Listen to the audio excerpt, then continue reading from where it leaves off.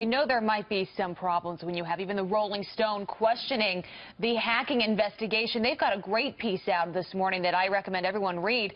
And here's in part what they say. They say, like the WMD story, there's an element of salesmanship the government is using to push the hacking narrative that should make reporters nervous. They also go on to say that if there was a real smoking gun there, if there were a real smoking gun, they had evidence, then President Obama would actually do something to hit a little bit harder. Sending out 35 of their folks ain't going to do anything.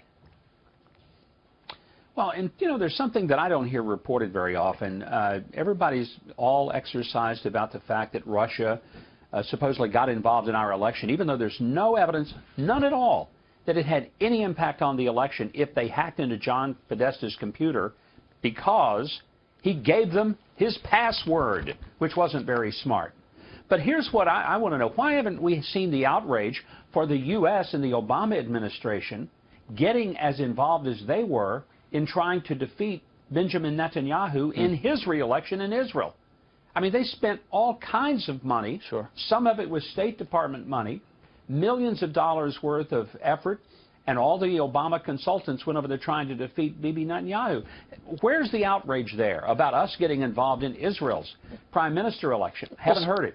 Well, you're right. Speaking of outrage as well, the mainstream media, as they've covered this process, has called it election hacking. Yesterday, we had 3 full screens that came out, including from the failing New York Times, that said election hacking from the Russians. So they're conflating this without proof, and that's what this Rolling Stone article is saying, is where's the integrity of journalists who traditionally need to see the evidence before they tie these things together? Instead, they're just saying it's election hacking and taking it from the Obama administration.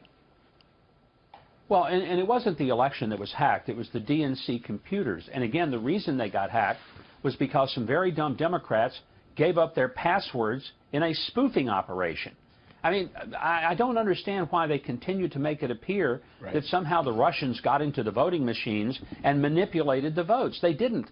Hillary Clinton lost because of dumb things like giving over passwords, hiding a server in a bathroom with classified information that was illegal to store on an unsecured server. Yeah. And they want to pretend that somehow Putin was behind all of their blunders, including not going to key states to campaign.